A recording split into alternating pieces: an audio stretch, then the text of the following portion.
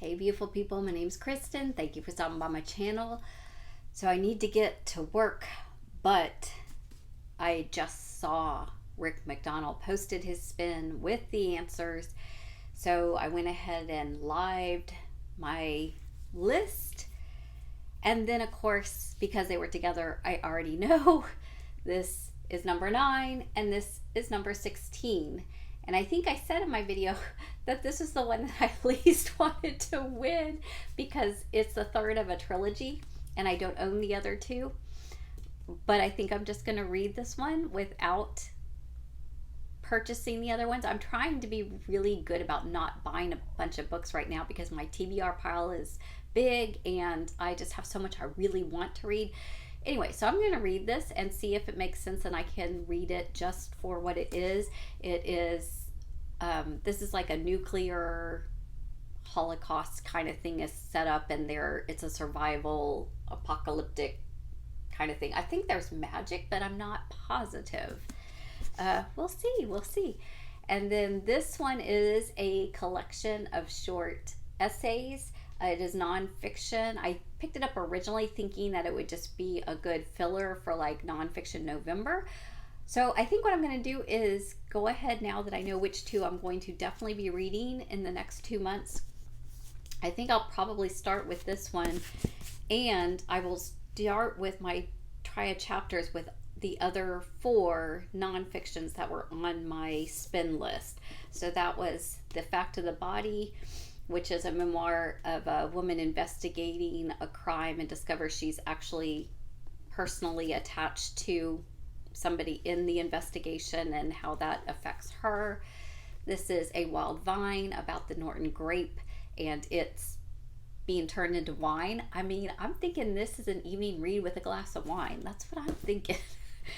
And this is The Long Run memoir about a girl who tragically, unexpectedly loses her parents, but she's training for a marathon and her account of how that's kind of healing and helpful. And then Catch and Kill. This has something to do with a corruption production company and behind the scenes kind of exposure kind of stuff. And I'm not sure why I picked it. It's a Dollar Tree, but that's not normally my jam, so we'll see. We're going to try a chapter at least 20 pages or so, and I will give you a review, a report, and we'll do a little vlogging later after work. All right, so I'm home from work, and before I go to bed, I think I will go ahead and start this one. This is the one that I think might be the most iffy and might be unhauled, but I'm open to see. Any of these that make the cut are going to go into my November TBR for Nonfiction November. So I'm going to read the first couple chapters or first chapter if it's long. Okay, so I read the first couple chapters. It was about 17 pages, and that's really about all I need to get a very good feel for this book. It is basically shedding light on a lot of the, I don't know what you call them, the rag kind of National Enquirer and Weekly Report kind of smut kind of publishing is what I think of.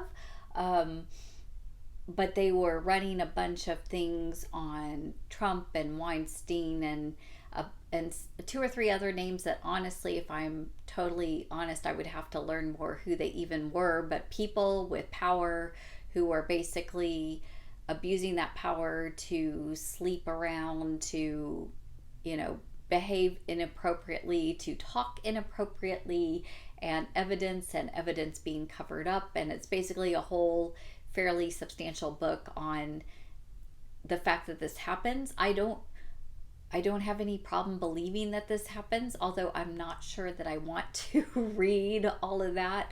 I don't understand actually, and it's not even a particular party. I believe that just across the board, and not just politics, but people in power, right? People who have some authority abuse that on a regular basis, whether that's, a CEO of a company or a politician or, unfortunately, even, people, clergy, or, anybody who has any kind of power. there's a temptation to misuse that power. Anyway, I'm not gonna read this. So we'll go for the next one. I'm gonna go with one that I think I will have a little more personal connection to, the long run. We'll check this out for a chapter and see what we think about it. Okay, I haven't even read a chapter. I've read 4 pages and I love this book. I'm gonna save it for November and read it, but I love this book. It's talking as a documentary to the reader directly, and she's talking about how there's not a whole lot of books written from women for women, except for maybe weight loss or to step it up and run like a girl and kick ass and motivation kind of stuff. But she's just earthy and gritty and talking about how her thought is that running isn't always easy, but overcoming the difficulty of running is what helps her get over the hard things in the rest of her life. And I have said that exact thing. So I'm even thinking, if I resonate with this as much, this would be a beautiful vlog. I can even do some running. I can talk about some of my own experiences and just incorporate this book and this running into November, because November in Texas is actually a great month to be out running. It gets cool enough to really enjoy being out. So this is a keeper, and going to not only use it or read it, but use it as an inspiration to run itself. So thumbs up on this one, keeping it. Let's do this one. I might it's evening. I might open a glass of wine and try this one.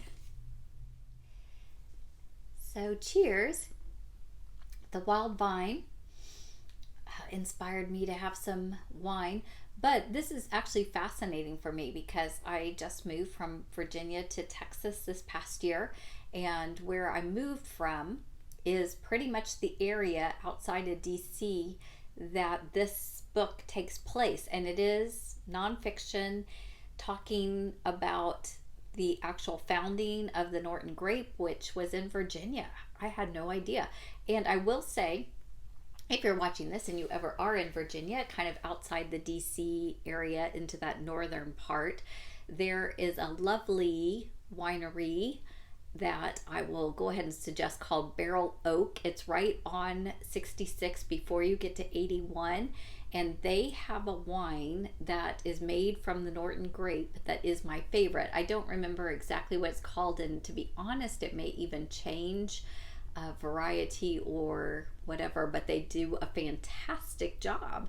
And so this should not be surprising to me that all this is coming together. But the fact that maybe this was in a Dollar Tree in Virginia and maybe it wasn't in other Dollar Trees, but anyway, I'm not blown away necessarily, but I think it's decent writing. It's definitely already been educational, even though I'm on page 11. So I think I'm going to set this aside and continue my wine, go for the last nonfiction of the evening, and with the rest of this glass, and then I will come back and give you that. What is it?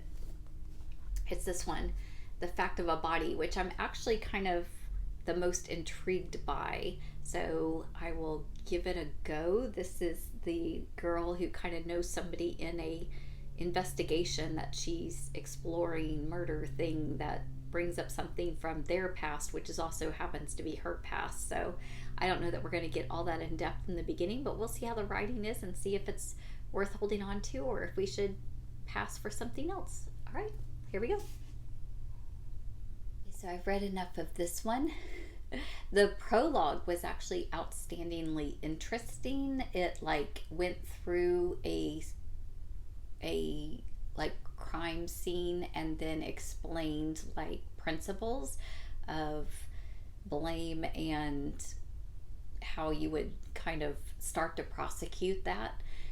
And then the actual story, I discovered the person who's been accused of murder is somebody that she knows from her past and wants to go back and understand or figure out, but because she knew him growing up kind of thing.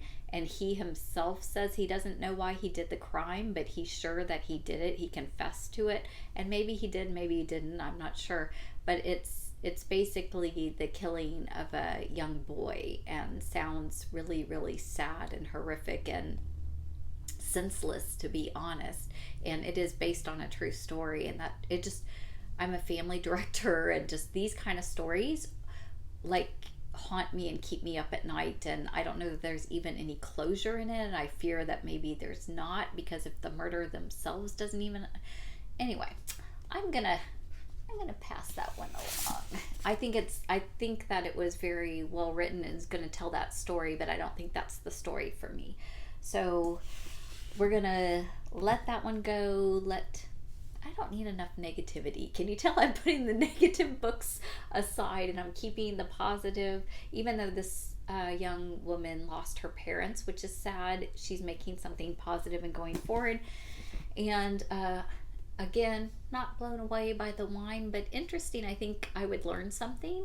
And, I don't know that they can ship some of that wine from Virginia, but maybe we'll have to see. So we'll hold on to those two for Nonfiction November.